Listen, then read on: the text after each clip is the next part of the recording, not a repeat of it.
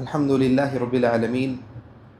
والصلاة والسلام على رسوله الكريم وعلى آله وأصحابه أجمعين ومن تبعهم بإحسان إلى يوم الدين. أما بعد، رب اشرح لي صدري ويسر لي أمري واحلل عقدة من لساني يفقهوا قولي. حضرات گرامی قدر، اللہ کے فضل اور احسان سے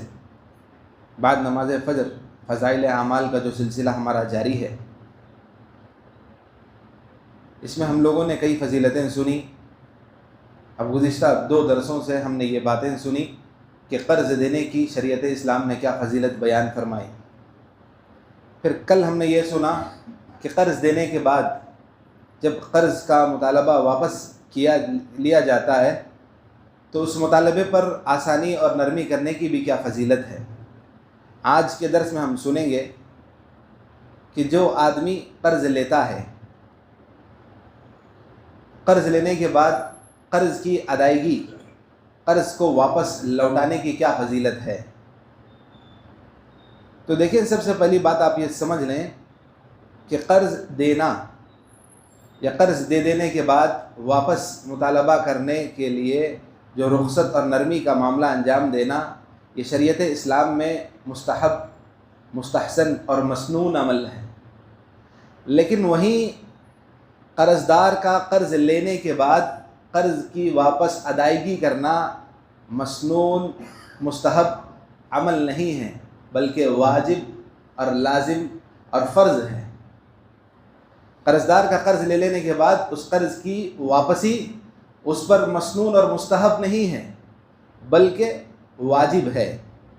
اللہ نے قرآن کریم میں فرمایا کہ ان اللہ یأمرکم ان تؤدوا الامانات الی اہلہا. اللہ تعالیٰ تم کو اس بات کا حکم دیتا ہے کہ جس کی جو امانتیں ہیں ان کو ان کے حقداروں تک واپس پہنچاؤ. اب آپ دیکھیں کہ شریعت اسلام نے قرض جو آدمی لیا ہے، اس آدمی کے لیے شریعت اسلام نے بہت سارے احکامات اور تعلیمات اس کے لیے رکھے ہیں. مثال کے طور پر کسی نے قرض لیا ہے تو قرض لینے والے کو چاہیے کہ قرض کی ادائیگی کے وقت سے پہلے قرض کی ادائیگی کی تیاری کرے. حضرت علی رضی اللہ تعالیٰ عنہ اللہ کے نبی کے حوالے سے یہ بتاتے ہیں کہ اللہ کے نبی نے مجھے یہ دعا سکھلائی: اللہم اکفینی بحلالک عن حرامک واغننی بفضلک عمن سواک. ترمذی کی یہ روایت، جس کو علامہ البانی نے حسن قرار دیا، یہ روایت یا حضرت علی رضی اللہ تعالیٰ عنہ کا یہ بیان کرنا یہ بتاتا ہے کہ اللہ کے نبی علیہ الصلوۃ والسلام مسلمانوں کو یہ تعلیم دیتے تھے کہ جب کوئی قرض تم لے چکے ہو تو اس قرض کی ادائیگی کے لیے اللہ رب العالمین سے دعائیں مانگو. تو یہ شریعت کی تعلیمات ہیں. اب ہم بات کریں گے فضیلت کی کہ قرض لینے والا جب قرض لے لیتا ہے، ادائیگی کا وقت آ چکا ہے تو اس کو واپس دینا ہے، تو واپس دینے کی کیا فضیلت ہے. سب سے پہلی حدیث جو آج کے ہمارے اس درس کا موضوع ہے، حضرت ابو ہریرہ کی روایت صحیح بخاری کی، جس میں اللہ کے نبی علیہ الصلوۃ والسلام نے کہا کہ من اخذ اموال الناس، جو کوئی آدمی لوگوں کا مال لیتا ہے، یرید اداءها، اس نیت کے ساتھ کہ ان کو واپس کرے، تو واپس کرنے کی نیت سے جب بندہ لوگوں سے مال لیتا ہے، ادّى اللہ عنہ، اللہ تعالیٰ اس بندے کی طرف سے اس کا وہ مال ادا کرواتے ہیں. یہ فضیلت ہے اس بات کی کہ جو آدمی قرض لیتا ہے، قرض لے لینے کے بعد نیت اس کی واپسی کی ہے، لوٹانا نیت ہے، تو ایسے موقع پر اللہ رب العالمین اس بندے کا قرض ادا کرواتے ہیں اللہ اپنی طرف سے. یہ فضیلت ہے اس بات کی کہ قرض لینے والے کے لیے قرض لے چکا ہے لیکن نیت تھی واپس کرنے کی، صرف اس کی نیت کی بنیاد پر اللہ رب العالمین اس کا قرض ادا کرواتے ہیں، اس کے لیے وسائل اور اسباب مہیا فرماتے ہیں. اس حدیث کا ایک ٹکڑا بھی ہے جو فضیلت سے نہیں بلکہ تنبیہ سے تعلق رکھتا ہے، ہم آگے پڑھیں گے انشاءاللہ. دوسری فضیلت قرض ادا کرنے والے کے حق میں، فَإِنَّ خِيَارَ النَّاسِ أَحْسَنُهُمْ قَضَاءً، اللہ کے نبی صلی اللہ علیہ وسلم نے فرمایا کہ بہترین لوگوں میں سب سے بہترین آدمی یا بہترین لوگ وہ ہیں جو قرض کی ادائیگی اچھے طریقے سے انجام دیں. اب آپ محسوس کریں کہ جو آدمی قرض لے چکا ہے اور لوگوں کو ان کا مال واپس نہیں لوٹاتا، تو کیا اس کا شمار اچھے لوگوں میں کیا جائے گا؟ شریعت اسلام کی روح سے نہیں کیا جائے گا۔ شریعت اسلام کی روح سے انہی لوگوں کو اچھا قرار دیا جائے گا جو لوگوں کے پاس قرض لینے کے بعد اس کی ادائیگی احسن طریقے سے کریں۔ وہی لوگ احسن الناس، خیار الناس، بہترین لوگ ہیں۔ لیکن ہم دیکھتے ہیں کہ ہمارے سماج میں ایسے لوگ موجود ہیں، قرض تو لے لیتے ہیں، پہلی صفوں کے مصلی ہوتے ہیں، علماء سے جھک کے سلام بھی کریں گے، عمرہ اور حج کا سلسلہ ان کا تھمتا نہیں ہوگا، اپنے آپ کو سماج اور معاشرے میں لوگوں کے درمیان ایسا متعارف کراتے ہوں گے کہ یہ لوگوں میں بہترین لوگ ہیں، لیکن قرض کی ادائیگی میں لوگوں سے جو مال انہوں نے لیا ہے اس کی واپسی کی کوئی فکر یا واپسی کا کوئی ارادہ یا واپسی کا کوئی مقصد ان کے پاس نہیں ہوتا۔ تو ایسے لوگوں کو یہ اللہ کے نبی علیہ الصلوۃ والسلام کی حدیث سننی چاہیے کہ جس میں اللہ کے نبی نے کہا کہ بہترین لوگ وہ ہیں جو قرض کی ادائیگی میں بہتر ہوں۔ وہ لوگ بہتر کبھی نہیں ہو سکتے جو لوگوں کا مال لینے کے بعد لوٹانے کی فکر نہ کریں۔ تیسری حدیث اس سلسلے میں ترغیب و ترہیب کی روایت، جس کو علامہ البانی نے صحیح لغیری ہی کہا کہ ما من عبد کانت لہ نیۃ، یہ حضرت عائشہ رضی اللہ تعالیٰ عنہ سے کی روایت ہے۔ حضرت عائشہ رضی اللہ تعالیٰ عنہ قرض لیا کرتی تھیں، تو کسی نے ان سے پوچھا کہ آپ کو قرض کی کیا ضرورت ہے، کیا ضرورت آپ پڑی کہ آپ قرض لے رہی ہیں؟ تو حضرت عائشہ کہتی ہیں کہ ما من عبد کانت لہ، اللہ کے نبی صلی اللہ علیہ وسلم کی طرف منسوب کر کے کہ اللہ کے نبی صلی اللہ علیہ وسلم نے کہا کہ ما من عبد کانت لہ نیۃ فی اداء دینہ، آدمی جب کوئی قرض لیتا ہے لینے کے ساتھ اس کی اس بات کی نیت ہوتی ہے کہ واپس کرے، الا کان لہ من اللہ عز وجل عون، تو واپسی کی نیت کے ساتھ جب بندہ کوئی قرض لیتا ہے تو ایسے بندے کے لیے اللہ تعالیٰ کی مدد، خاص مدد ہوتی ہے۔ تو حضرت عائشہ کہتی ہیں کہ فانا التمس ذلک العون، تو میں اللہ کی اس خاص مدد کی طلب کے لیے میں قرض لیتی ہوں کہ میرے ساتھ اللہ کی خاص مدد رہے۔ اب اللہ کی خاص مدد کیسے آتی ہے؟ اللہ کی خاص مدد اللہ والوں کے ساتھ ایسے آتی ہے کہ جس کا اندازہ اور گمان بھی ہم نہیں کر سکتے۔ اسی طرح کی ایک اور روایت میں یہ الفاظ بھی ہیں وَسَبَّبَ اللَّهُ لَهُ رِزْقًا، کہ اللہ تعالیٰ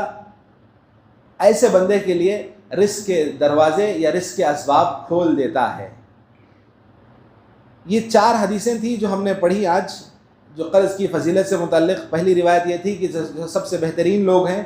دوسری روایت یہ تھی کہ جو اللہ تعالیٰ اس بندے کی طرف سے قرض ادا کرواتا ہے۔ ایک مشہور حدیث جو ہم نے بہت بار سنی ہے کہ بنی اسرائیل کے لوگوں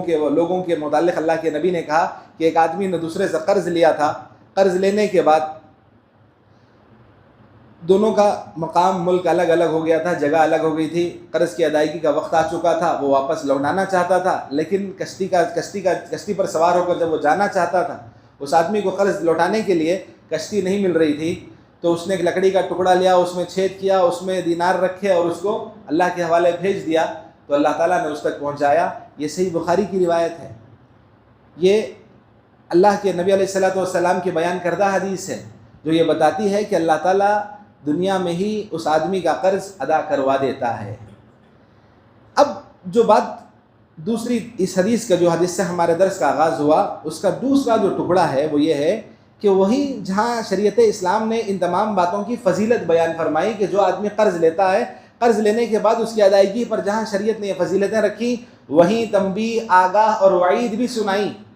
کہ جو لوگ قرض لینے کے بعد واپس نہیں لوٹاتے ان کے بارے میں اسی حدیث صحیح بخاری کی حضرت ابو ہریرہ رضی اللہ تعالیٰ عنہ کا دوسرا حصہ یہ ہے کہ وَمَن أَخَذَ يُرِيدُ إِتْلَافَهَا، جو کوئی آدمی اس نیت کے ساتھ قرض لے کہ واپس نہیں لوٹائے گا،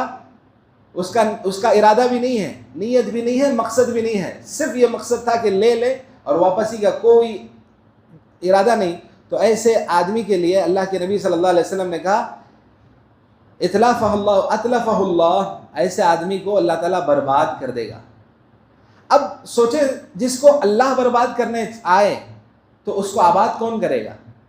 اب جس کو اللہ تعالیٰ برباد کرنے پر آ جائے تو میں اور میری پوری توانائی یا پھر میری پوری کوشش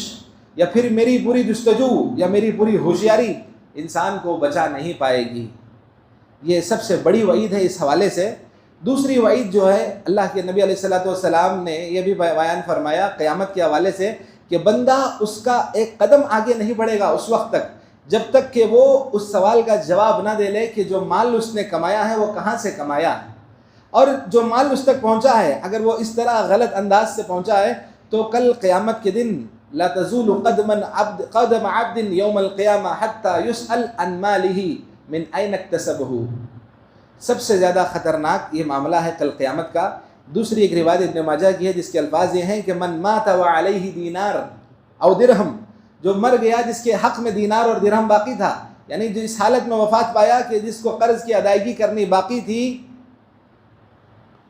اللہ تعالیٰ کل قیامت کے دن قضی من حسناتہ، کل قیامت کے دن اس قرض کے بدلے اس کی نیکیاں لے لی جائیں گی، ثم دینار ولا درہم، کیونکہ وہاں دینار اور درہم نہیں چلتے، روپیہ اور پیسہ نہیں چلتا، نیکیاں سے معاملہ انجام دیا جائے گا۔ تو یہ کتنی خطرناک وعیدیں ہیں۔ اور ایک روایت میں یہ بھی الفاظ ہیں لقی اللہ وہو سارق، قرض لینے کے بعد قرض ادا نہ کرنے والا آدمی کل قیامت کے دن اللہ کے پاس اس حال میں ملے گا کہ اس کا حکم چور کا ہوگا۔ اب آپ دیکھیں کہ ایک اور روایت جس میں اللہ کے نبی صلی اللہ علیہ وسلم نے بھی، بہت ساری روایتیں ہیں جو یہ بتاتی ہیں کہ